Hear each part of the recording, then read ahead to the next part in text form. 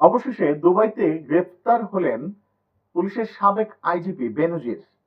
এবং দুবাইতে তিনি গ্রেফতার যে হলেন এরই মধ্যে কিন্তু আপনার সামাজিক যোগাযোগ মাধ্যম থেকে শুরু করে বিভিন্ন গণমাধ্যমে এ সংক্রান্ত অনেক ভিডিও দেখেছেন, অনেক পোস্ট দেখেছেন, পত্রিকায় অনেক লেখা পড়েছেন। কিন্তু আজকে আমরা যে বিষয়টি নিয়ে কথা বলবো সেটি হলো আসলে বেনজির আহমেদকে দেশে ফিরিয়ে আনা আদৌ কি সম্ভব হবে, অথবা বেনজির আহমেদকে দেশে ফিরিয়ে আনতে হলে আইনি প্রক্রিয়াটা কি। তবে চলুন দেরি না করে শুরু করা যাক। আসসালামু আলাইকুম, আমার নাম রিশাদ হাসান। আমি নিউজ এবং নিউজ অ্যানালাইসিস নিয়ে কথা বলি। আজকে আমরা আলাপ করতে চলেছি বেনজির পুলিশের সাবেক আইজিপি তাকে নিয়ে, এবং তিনি যে এর ভেতরে দুবাই ইন্টারপোলের হাতে গ্রেফতার হয়েছেন। এবং অনেকেই মনে করে থাকেন ইন্টারপোল মনে হয় কাউকে গ্রেফতার করবার সাথে সাথে তাকে দেশে পাঠিয়ে দেয়। তবে এই ধারণাটি একদম সম্পূর্ণ ভুল। আমরা বলতে চাই যে আসলে ইন্টারপোল যেই কাজটি করেন তিনি আসলে ইন্টারপোলের মূল কাজটা হচ্ছে সারা পৃথিবীতে যত বাহিনী আছে, আইন শৃঙ্খলা রক্ষাকারী বাহিনী আছে, তাদের ভেতরে যে সমন্বয়ের কাজটা সেই কাজটা ইন্টারপোল করে থাকে। যে কারণে আসলে বেনজিরকে গ্রেফতার করবার পর তাকে কিন্তু সরাসরি বাংলাদেশে পাঠানোর কোনো প্রক্রিয়া শুরু হয়নি। তাকে কিন্তু সরাসরি সোপর্দ করা হয়েছে যে ইউনাইটেড আরব আমিরাত কর্তৃপক্ষের কাছে, এবং সেখানকার আইন শৃঙ্খলা রক্ষাকারী বাহিনীর হেফাজতেই তিনি আছেন এখন পর্যন্ত, আমরা সেটুকুই জানি। এবং এই বিষয়টি কিন্তু নিশ্চিত করেছেন স্বরাষ্ট্রমন্ত্রী নিজেই, এবং সংসদে কিন্তু তিনি আহ, এই বিষয়ে বক্তব্য রেখেছেন। এই বিষয়টা নিশ্চয়ই আপনারা সবাই জানেন। এবং এই বক্তব্য রাখবার পর প্রথম যে আলোচনার জায়গা তৈরি হয়েছে সেটি হলো আসলে বেনজিরকে দেশে ফিরিয়ে আনা কি আদৌ সম্ভব, বা দেশে ফিরিয়ে আনতে হলে এই প্রক্রিয়াটা কি হবে। তবে চলুন আমরা আসলে সেই প্রক্রিয়া নিয়ে আলাপ করি। মূলত যখন ইন্টারপোলের বিশেষ করে দুবাইয়ের যে আইন বা দুবাইয়ের যে রুলস, সেই রুলস অনুযায়ী বেনজিরকে গ্রেফতারের পর একটা নির্দিষ্ট সময় থাকবে।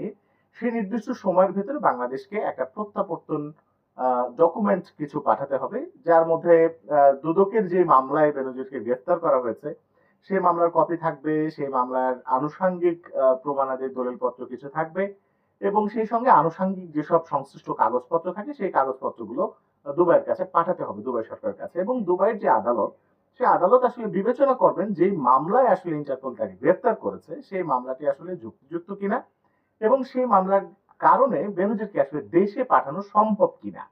এবং সেই বিষয়গুলো বিবেচনার পরই কিন্তু আসলে আদালত সিদ্ধান্ত নেবে যে বেনজিরকে দেশে পাঠানো হবে কিনা। এবং তারপরেই কিন্তু আসলে বেনজিরকে দেশে পাঠানোর যে প্রক্রিয়া, সেই প্রক্রিয়ার ভেতরে বাংলাদেশ ঢুকে গেল। এবং পরবর্তীতে কিন্তু এই জিনিসগুলোর জন্য যে জিনিসগুলো দরকার হয়, বিশেষ করে ভালো কূটনৈতিক অবস্থান বা ভালো কূটনৈতিক যে জায়গাগুলো থাকে, কূটনৈতিক সম্পর্কের জায়গা, সেই জায়গাতে ভালো থাকতে হয়, এবং সেই সঙ্গে আরো কিছু আনুষঙ্গিক ব্যাপারগুলো থাকে, যার মাধ্যমে আসলে ইন্টারপোলের সহায়তায় দুবাইয়ের মাধ্যমে আসলে বাংলাদেশে বেনজিরকে দেশে ফিরিয়ে আনা সম্ভব। এখন প্রশ্ন হচ্ছে যে বাংলাদেশ এই জায়গায় কতখানি সক্ষম। ইতোপূর্বেও কিন্তু আমরা দেখেছি বিভিন্ন সময় কিন্তু দেশের বাইরে যেসব অপরাধীদেরকে গ্রেফতার করা হয়েছে, বিশেষ করে ইন্টারপোলের সহায়তায় বা অন্য কোনো আন্তর্জাতিক সংস্থার আওতায়, তখন কিন্তু তাদেরকে কিন্তু খুব ভালোভাবেই দেশে ফিরিয়ে আনা গেছে। বিশেষ করে এশিয়া, মধ্যপ্রাচ্য, এইসব জায়গাতে ধরা পড়লে, আসামি ধরা পড়লে খুব সহজেই আসলে তাদেরকে দেশে ফিরিয়ে আনা সম্ভব হয়, বাংলাদেশ সরকার যদি সেটা চায়। এবং এখন পর্যন্ত আপাত দৃষ্টিতে যা দেখা যাচ্ছে তাতে মনে হচ্ছে যে তাকে হয়তো দেশে খুব দ্রুতই হয়তো ফিরিয়ে আনা সম্ভব হতে পারে। কিন্তু এখানে আসলে পুরো বিষয়টি নির্ভর করবে পররাষ্ট্রনীতি, কূটনৈতিক সম্পর্ক, এবং সেই সাথে যেই মামলাগুলো তার বিরুদ্ধে হয়েছে সেই মামলাগুলোকে আসলে কতখানি সেই দুবাই সরকার মনে করবে যে বা সেখানকার আদালত মনে করবেন যে এই মামলাগুলো যুক্তিযুক্ত আছে, এবং এটির যৌক্তিকতা বিবেচনায় আসলে তাকে দেশের মাটিতে আবার ফিরিয়ে এনে বিচারের সম্মুখীন করা সম্ভব হবে।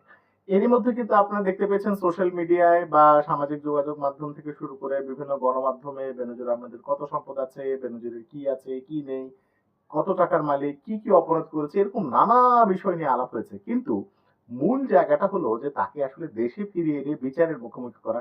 সেখানে সে দোষী হোক বা সে নির্দোষ হোক, যাই হোক না কেন, কিন্তু বাংলাদেশের মাটিতে বিচারের মুখোমুখি করতে পারাটাই কিন্তু বর্তমান সরকারের সফলতার অন্যতম একটা দিক হতেও পারে।